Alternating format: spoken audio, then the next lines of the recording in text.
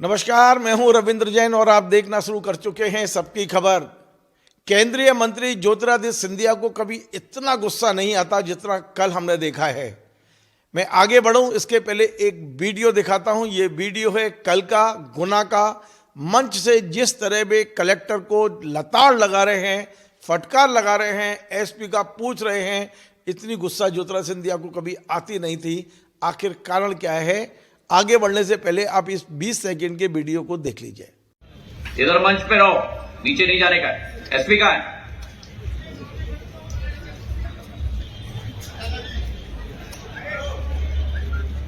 बुलाओ एसपी को। मंच पे खड़े रहो तो आपने देखा ये एक छोटा सा वीडियो, इसकी एक झलक मैंने आपको दिखाई है जिसमें ज्योतिरादित्य सिंधिया किस तरह कलेक्टर को फटकार लगा रहे हैं। कहाँ जा रहे हैं? खड़े हो जाइए या खड़े हो जाइए आप। एसपी कहाँ है? बुलाइए। जब तक नहीं कहूँ यहाँ मंच पर खड़े रहिए। ये सिंधिया जी की भाषा है नहीं।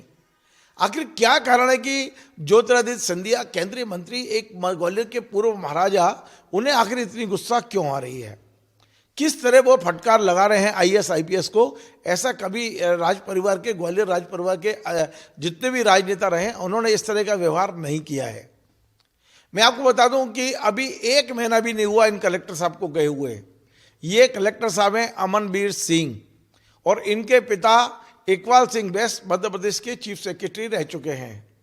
अब ये चीफ सेक्रेटरी जो रहे हैं इकबाल सिंह जी, क्या उनके प्रति सिंधिया जी का कोई विवाद रहा है या उनका कोई उनकी पूर्वाग्रह रहा है जिसका परिणाम उनके बेटे के साथ निकल रहा है? अब तमाम तरह की खबरें हवा में हैं। इस वीडियो को देखने के बाद तमाम तरह की चर्चाएं ग्वालियर, गुना से लेकर भोपाल तक चल रही हैं कि आखिर इकबाल सिंह के बेटे को इतनी जोर से लताड़ क्यों लगाई गई।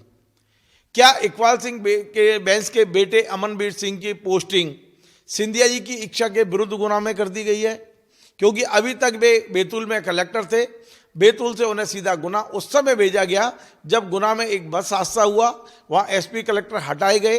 कुछ दिन वहाँ कलेक्टर की नियुक्ति नहीं हुई, लेकिन 5-7 दिन बाद ही अमनबीर सिंह वहाँ कलेक्टर बनाए गए। मैं आपको बता दूं कि अमनबीर सिंह जी कलेक्टर बनने के दूसरे दिन ही ग्वालियर में एक मीटिंग में गए थे। मुख्यमंत्री डॉक्टर मोहन यादव मीटिंग लेने वाले थे और मीटिंग से लौटने के बाद भी कुछ ऐसी घटना हुई है। कुछ लोगों का कहना है कि मीटिंग में ही वो असहज थे कि वे आने के बाद बीमार हो गए और उन्हें गुना के आईसीयू में भर्ती करना पड़ा था। वो अभी चर्चा में ही था कि अमनबीर सिंह वहाँ रहेंगे नहीं रहेंगे, गुना को उन्हें पसंद नहीं आ रहा है, गुना को लेके क्या उन पर कोई फटकार पड़ी है, ये तमाम सारी बातें थी, अफवाहें थी। लेकिन इसी बीच में जिस तरह ज्योतिरादित्य सिंधिया ने उन्हें फटकार लगाई है, जिस तरह का व्यवहार उनके साथ किया है, फिर से एक बार चर्चा तेज हो गई है कि क्या अमनबीर सिंह गुना में टिक पाएंगे, रह पाएंगे। एक अफवाह और गुना में उड़ रही है और वो ये है कि ज्योतिरादित्य सिंधिया समर्थकों के साथ कलेक्टर का व्यवहार सामान्य नहीं है। कुछ सिंधिया समर्थक उनसे मिलने गए थे जिन्हें उन्हें खड़ा रखा। काम के प्रति भी उनकी, कलेक्टर साहब की जो काम करने की जो स्टाइल है वो भी थोड़ा सख्त बताई जा रही है। वो काम आसानी से नहीं, जब तक नियम में नहीं आता वो कहते नहीं है कि मैं कर दूंगा। तो इन तमाम सारी शिकायतों के बीच में ज्योतिरादित्य सिंधिया ने जिस तरह कल उनको फटकार लगाई है, जिस तरह उनके साथ व्यवहार किया है, जिस तरह तेज आवाज में कहा है कि यहाँ खड़े रही है, उसके बाद ये चर्चाएं अब तेज हो गई हैं कि क्या अमनबीर सिंह गुना में कंटिन्यू कर पाएंगे, क्या रह पाएंगे। सिंधिया जी के साथ उन्होंने ट्यूनिंग ठीक से नहीं बिठा पाए हैं, क्योंकि ये होता है कि बेशक सरकार गुना में किसी भी आईएएस अधिकारी को कलेक्टर बना दे, लेकिन उस कलेक्टर की पहली प्राथमिकता रहती है कि वो ज्योतिरादित्य सिंधिया के साथ अपनी ट्यूनिंग ठीक ठाक बिठा लेते हैं। तो क्या अमनबीर सिंह ने सिंधिया जी के साथ ट्यूनिंग नहीं बिठाई? क्या उनको कॉलोन नहीं किया? क्या उनके समर्थकों के साथ कुछ इस तरह का व्यवहार किया है जिसके कारण सिंधिया जी नाराज हैं? ये तमाम सारी चर्चाएं राजनीतिक और प्रशासनिक क्षेत्र में चल रही हैं। अब इसका परिणाम कुछ दिनों बाद देखने को मिलेगा। लेकिन सिंधिया जी का मैं पूरा वीडियो आपको सुनाता हूं। कल उन्होंने जिस तरह पब्लिक से तालियां बजवाई और अधिकारियों की खिंचाई की है। अब ये 1-1.5 मिनट का वीडियो है जिसमें वे कह रहे हैं कि अब अधिकारियों के पास आपको नहीं जाना होगा, ये अधिकारी आपके घर चलकर आएंगे। सुन लीजिए इस वीडियो को। सीधा सीधा कलेक्टर एसपी को मंच पर खड़ा करके संदेश दिया है उनने कि हमारी जनता के बीच आपको जाना पड़ेगा, सेवा करनी पड़ेगी। यानी कि अब जो जनता के लोग कलेक्टर के कार्यालय में जाते हैं वो खड़े रहें, उनके साथ बदतमीजी हो, ये सिंधिया जी पसंद नहीं करेंगे।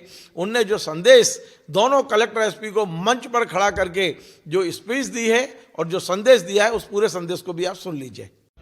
इधर मंच पे रहो, नीचे नहीं जाने का। एसपी कहाँ है?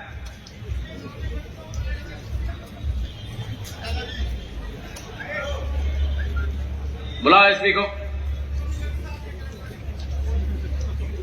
मंच पे खड़े रहो तुम। एक एक प्रशासन का आमला एक एक योजना के लिए के साथ इस गाड़ी के साथ चलेगा। ये प्रचार की गाड़ी नहीं है। प्रधानमंत्री जी का संकल्प है कि 100% जितनी भी योजनाएं भारत सरकार की हैं, 100% उसका लाभ मेरे देश के एक एक गरीब को मिलना चाहिए। मेरे भाई और बहन, एक जमाना था इस देश में 65 वर्ष जहां मेरे देश के नागरिकों को, मेरे गुना के नागरिकों को प्रशासन के इर्द गिर्द घूमना पड़ता था, लाइनें लगती थी, 5 दिन 6 दिन सुनवाई नहीं होती थी। आज प्रधानमंत्री जी के नेतृत्व में जो सरकार बनी है, आपको प्रशासन के चक्कर नहीं लगाने होंगे।